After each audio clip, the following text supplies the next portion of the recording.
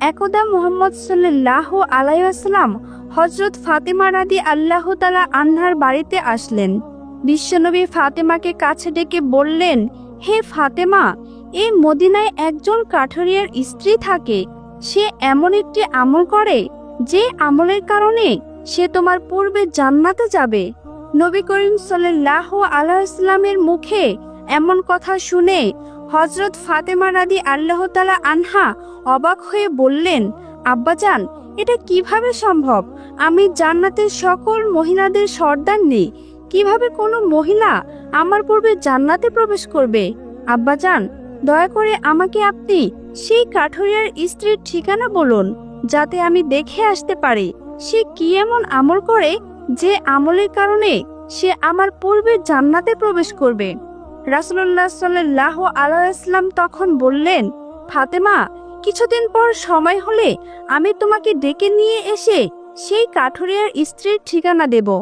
এই বলে রাসূলুল্লাহ সাল্লাল্লাহু আলাইহি ওয়াসাল্লাম হযরত ফাতেমা রাদিয়াল্লাহু তাআলা আনহার বাড়ি থেকে চলে গেলেন।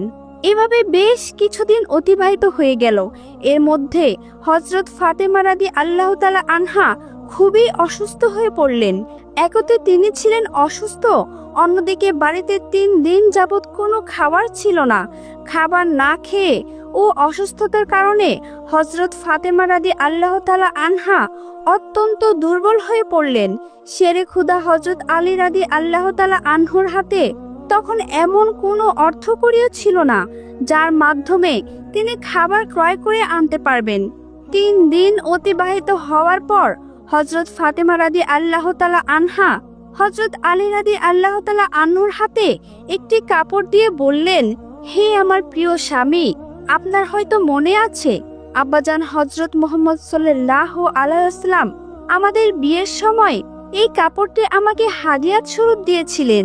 এটি অত্যন্ত বরকতময় একটি কাপড়। আমার মনে চাচ্ছে না যে এই কাপড়টি আমি বিক্রি করে দেই, কিন্তু তারপরেও যেহেতু আমাদের ঘরে আজ 3 দিন যাবৎ কোনো খাবার নেই, তাই আপনাকে এই বরকতময় কাপড়টি আমি দিচ্ছি। আপনি এটিকে বাজারে বিক্রি করে এর মূল্য দিয়ে কিছু খাবার খরিদ করে নিয়ে আসুন। হযরত আলী রাদিয়াল্লাহু তাআলা আনহু ফাতেমা রাদিয়াল্লাহু তাআলা আনহার কাছ থেকে সেই কাপড়টি নিয়ে বাজারের দিকে রওনা করলেন।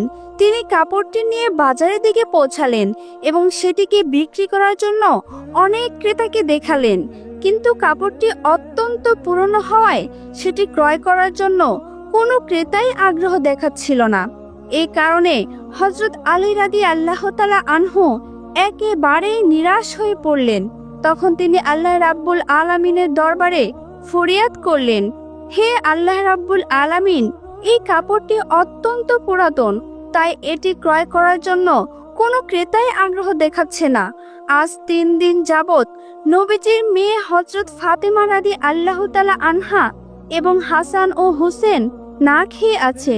হে রাব্বুল আলামিন, আজকে যদি এই কাপড়টি আমি বাজারে বিক্রি না করে এর মূল্য ক্রয় করে খাবার বাড়িতে না নিয়ে যেতে পারি, তাহলে আজকেও তারা না খেয়ে থাকবে। আপনি এই কাপড়টি বিক্রয় করার জন্য একজন ক্রেতার ব্যবস্থা করে দিন। শেরে খুদা হযরত আলী রাদিয়াল্লাহু তাআলা আনহুর এই দোয়ার পরেই একজন ক্রেতা আগমন করলো এবং সে তাকে প্রশ্ন করলো, আলী, তুমি কি এই কাপড়টি বিক্রি করতে চাও?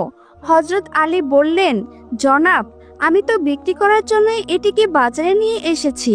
তখন লোকটি বলল, কি পরিমাণ অর্থ দিলে তুমি এই কাপড়টি বিক্রি করবে? শেরে খুদা হযরত আলী জানতেন এই কাপড়টি অত্যন্ত পুরাতন, এর মূল্য সর্বোচ্চ 1 দিরহাম বা 2 দিরহাম হতে পারে। তাই তিনি কোনো দাম না চেয়ে বললেন, জনাব, আপনার যা মর্জি তাই প্রদান করুন, আমি নিজ থেকে কাপড়টির কোনো দাম চাচ্ছি না।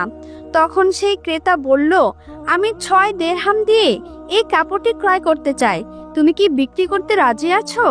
তখন আলী রাদিয়াল্লাহু তাআলা আনহু অত্যন্ত খুশি হয়ে রাজি হয়ে গেলেন এবং বললেন, জনাব, আপনি আমাকে 6 দিরহাম দিয়ে এই কাপড়টি ক্রয় করতে পারেন।